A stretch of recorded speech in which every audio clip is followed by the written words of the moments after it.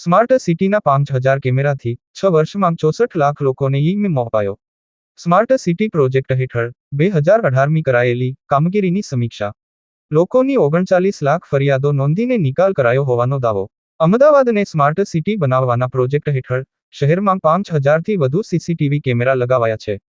આમાંથી અત્યાર સુધી 64 લાખ વાહન ચાલકોને ઈ-મેમો ઇસ્યુ કરાયા છે અને ટ્રાફિક પોલીસને તેનાથી 74 કરોડોની આવક થઈ છે.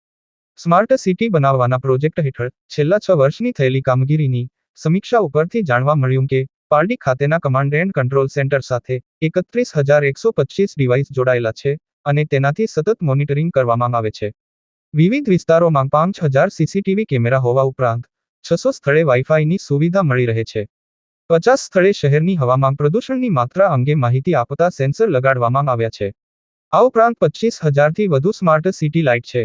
ઘરે ઘરે કચરો લેવા આવતા 1120 વાહનોમાં જીપીએસ સિસ્ટમ લગાવાઈ છે. તેમજ 35મી વધુ સ્માર્ટ ટોયલેટ બનાવાયા છે.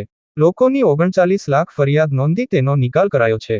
આટલી કામગીરી કરાઈ. 3,400 લોકો જાહેરમાં થૂંકતા પકડાયા. 50,000 લોકો માસ્ક વગર પકડાયા. 5,830 નાગરિકોને કોરોના દરમિયાન ડોકટરો મારફતે જાણકારી અપાઈ.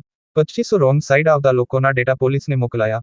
9,500 ટ્રક કન્સ્ટ્રક્શન સામાન લઈ જતી વખતે ગ્રીન નેટ ન હોવાથી દંડ. 13,000 કચરો લઈ જવાતી ટ્રકમાં ગ્રીન નેટ નહીં હોવાને મામલે ફરિયાદ. 126 એલઈડીથી રથયાત્રાનું જીવંત પ્રસારણ.